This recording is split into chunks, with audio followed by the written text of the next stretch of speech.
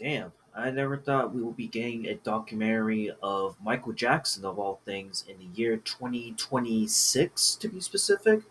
But yeah, a trailer for the up and coming Michael Jackson documentary, simply called Michael, has been announced today, and I just found out about this waking up as of me recording this video. And I gotta say, for a 1 minute teaser trailer, I am okay a bit, but I'm also a little skeptical about it, honestly, because the reason I'm making this quick little short speedrun video is that I honestly think that for a teaser trailer like this, like it has all the qualities and the good aesthetics, and it visually looks really stunning and gorgeous, and it looks like this is going to be a really cool, true to blue homage to Michael Jackson, the man, the myth, the legend who is the king of pop. And yes, despite all of his controversies, which I am super aware of, and I've known for many years now, I can't deny that Michael Jackson still is and undoubtedly is one of the most influential and the greatest pop artists of all time for a valid reason. So, with this Michael documentary that has just been announced today, I really was like, okay, this is going to be a pretty good documentary. I'm looking forward to it. But the problem is, the person that's producing this Michael documentary that's up and coming is the same producer that gave us the Bohemian Rhapsody documentary back in 2018. Which, from what I've heard, and this was a film that I remember pretty vividly back when it came out back in 2018.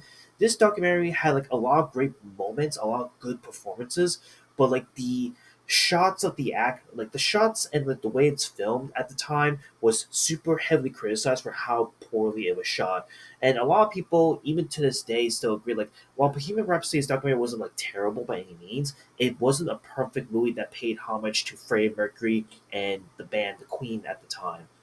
And on top of it, the other reason I bring up concerns about this is that we technically already have a documentary. Well, I would say a few documentaries regarding Michael Jackson and his life. There's this one documentary that came out back in 2001, which is pretty infamous, super synonymous to anyone that knows about the Michael Jackson lore. But that was filmed during a point in time where Michael Jackson's career was at a bit of a downward spiral, and he was already going through so much controversy up until that point. But the one documentary that definitely stands out, and to me is the true blue documentary that actually captured Michael Jackson and to an extent his entire family up into specifically the thriller slash the bad era of Michael Jackson was this 1992 TV show called The Jacksons: An American Dream. And this one I remember super vividly because I remember this was always spawned around on numerous ABC stations back when I was growing up as a kid. And these two episodes, which I think was like 5 hours in length, actually showcased Michael Jackson and his up and rising to stardom, how he felt during the Jacksons, his up and down tumultuous relationship with his father, his family as a whole.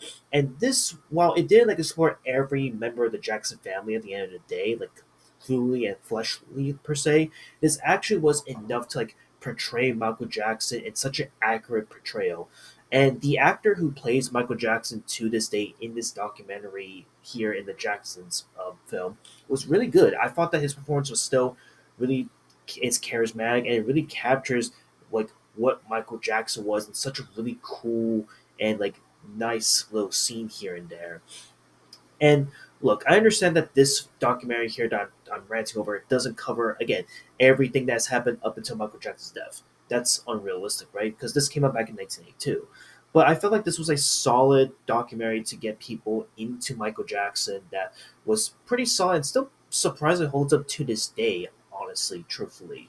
So with this Michael movie coming out pretty soon next year, 2026, I am I am actually looking forward to this documentary, but at the same time, I'm a little skeptical because I don't know if this film's going to capture everything that the film has to offer. And on top of it, I'm already a little scared now because, like, again, after what I've heard with the mixed reviews with Bohemian Rhapsody's film, I'm also seeing a little bit of that issue popping up in this teaser trailer. More specifically, the voiceover with whenever the actor who plays Michael Jackson isn't even using his real voice. He's using like a voiceover, pre-recorded voice of Michael Jackson on the teaser, if that makes sense.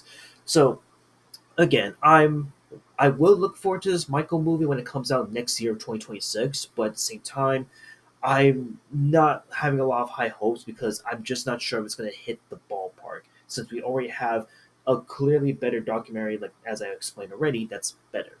But yeah, just want to simply talk about this. That's it. See you on the next one. Later.